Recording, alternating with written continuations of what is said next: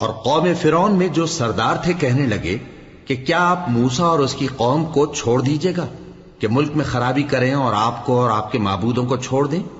اس نے کہا کہ ہم ان کے لڑکوں کو تو قتل کر ڈالیں گے اور لڑکیوں کو زندہ رہنے دیں گے،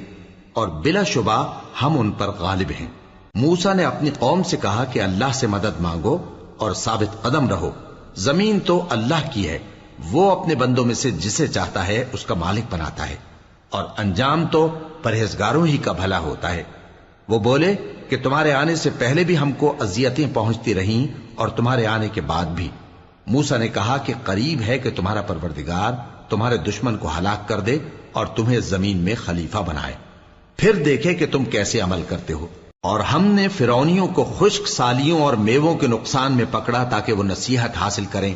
سو جب ان کو آسائش حاصل ہوتی تو کہتے کہ ہم اس کے مستحق ہیں، اور اگر سختی پہنچتی تو اسے موسیٰ اور ان کے رفیقوں کی بدشگونی بتاتے۔ دیکھو ان کی بدشگونی اللہ کے ہاں مقدر ہے،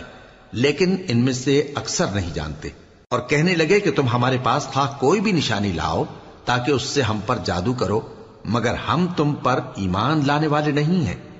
تو ہم نے ان پر طوفان اور ٹڈیاں اور جوئیں اور مینڈک اور خون کتنی کھلی ہوئی نشانیاں بھیجی، مگر وہ تکبر ہی کرتے رہے اور وہ لوگ تھے ہی گناہگار۔ اور جب ان پر عذاب واقع ہوتا تو کہتے کہ موسیٰ ہمارے لیے اپنے پروردگار سے دعا کرو جیسا اس نے تم سے عہد کر رکھا ہے، اگر تم ہم سے عذاب کو ٹال دو گے تو ہم تم پر ایمان بھی لے آئیں گے اور بنی اسرائیل کو بھی تمہارے ساتھ جانے کی اجازت دیں گے۔ پھر جب ہم ایک مدت کے لیے جس تک ان کو پہنچنا تھا ان سے عذاب دور کر دیتے تو وہ فوراً عہد کو توڑ ڈالتے، تو ہم نے ان سے بدلہ لے کر ہی چھوڑا کہ ان کو سمندر میں ڈبو دیا، اس لیے کہ وہ ہماری آیتوں کو جھٹلاتے اور ان سے بے پرواہی کرتے تھے۔ اور جو لوگ کمزور بنائے جاتے رہے ان کو ہم نے زمین شام کے مشرق و مغرب کا جس میں ہم نے برکت دی تھی وارث کر دیا، اور بنی اسرائیل کے بارے میں ان کے صبر کی وجہ سے تمہارے پروردگار کا وعدہ نیک پورا ہوا۔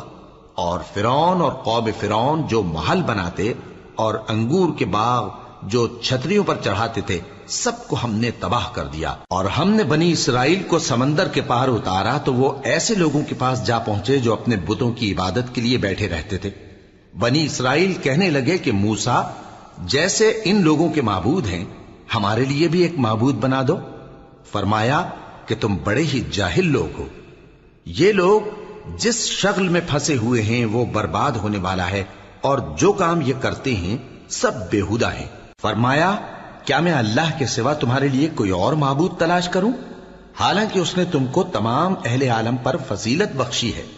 اور ہمارے ان احسانوں کو یاد کرو جب ہم نے تم کو فرعونیوں کے ہاتھ سے نجات بخشی،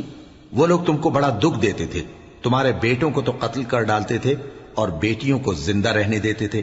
اور اس میں تمہارے پروردگار کی طرف سے بڑی آزمائش تھی۔ اور ہم نے موسیٰ سے 30 رات کی میعاد مقرر کی اور 10 راتیں اور ملا کر اسے پورا چلہ کر دیا، تو اس کے پروردگار کی 40 رات کی میعاد پوری ہو گئی۔ اور موسیٰ نے اپنے بھائی ہارون سے کہا کہ میرے کوہ طور پر جانے کے بعد تم میری قوم میں میرے جانشین ہو،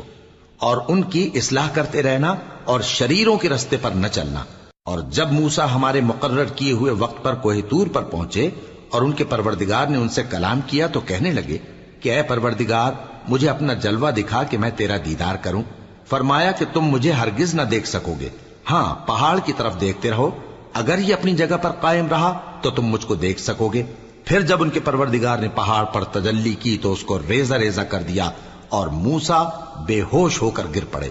پھر جب ہوش میں آئے تو کہنے لگے کہ تیری ذات پاک ہے اور میں تیرے حضور میں توبہ کرتا ہوں اور جو ایمان لانے والے ہیں ان میں سب سے اول ہوں۔ فرمایا اے موسیٰ میں نے تم کو اپنے پیغام اور اپنے کلام سے نواز کر لوگوں سے ممتاز کیا ہے، تو جو میں نے تم کو عطا کیا ہے اسے تھامے رکھو اور میرا شکر بجا لاؤ۔